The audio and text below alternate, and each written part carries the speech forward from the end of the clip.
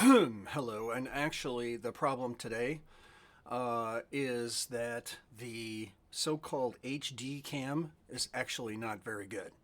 But it doesn't matter. It was a cheap, spontaneous buy, and that's the bottom right-hand corner of what we're seeing now. And the Microsoft LifeCam has been promoted to the top left corner, or the main screen, if you will. And as you can see, they are there's obviously again no comparison because the so-called new cheap HD cam is a 640 by 480 resolution, and that's at the bottom right-hand corner, and that's obviously not very good. There's no way I can improve it. It is what it is.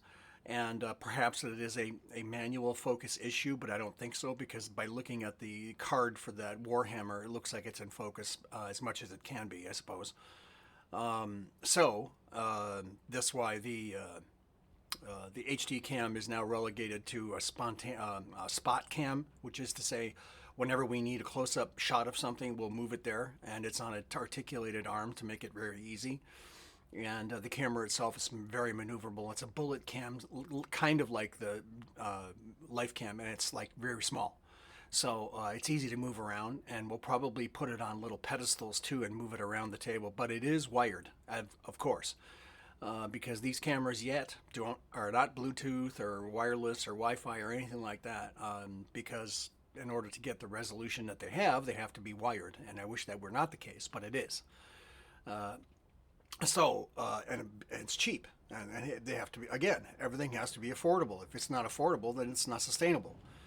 Okay, so that's where we're at, and we're continuing our inventory of the infantry, and they're going to have their own little conflict with some mechs out there. We're going to leave the Marauder and the Warhammer out there, and we're going to introduce some new mechs during this conflict, and this will be turn 5, and this will probably be the last turn. Because we're tired of seeing this. It's taken us so long. It's been so busy that we haven't had time to get to it, even though these videos have said, don't worry, we'll get to it. Well, we didn't. We're going to have the last turn is going to be turn 5. We'll do some analysis and find out how things work. I believe, well, let's put it this way. Turn 5 won't be the end, but the next series of turns, as we explore the use of the infantry in this highly mechanized and futuristic warfare, I think it's a foregone conclusion that they aren't going to last. A hit will probably remove every stand because the powerful weapons, at least from the machines, the weapons are so powerful that I can't believe infantry can survive it. So again, how do you know that? Well, it's infantry is almost always going to be armored in their own way, but not against the heavy weaponry, of tank guns. For instance, infantry is not able to survive a hit from a tank gun. It can't be done unless they are powered infantry, which in this area is possible, which is to say they are in suits that enable them to deflect explosion and shrapnel, but with the power of these guns, it's probably a moot point. So more than likely, whereas in Hex Command Mechanized, a hit can cause a high explosive hit will cause 3 hits to a stand. I'm sorry, to a hex. And if there's more than one squad in that stand, then you disperse the hits accordingly. So it is possible for the stands to survive, because you'll spread out the hits, the casualties. But if there's only one item in that hex that gets hit by a heavy enough weapon, then certainly it's not going to survive it. But if it's a light laser, if it's a light anti-tank gun, for instance, a light kinetic gun, then yes, it is possible they can survive. I've yet to read anything where somebody or a group or whatever, any analysis that says something hit by a PPC survives. I kind of doubt it, because if you can imagine, it's a photon torpedo hitting a hex, or at least hitting a space on the battlefield that we call a hex. So it's unlikely anything's going to survive. We might as well just cut to the chase and say, yeah, they're gone. Okay, move on.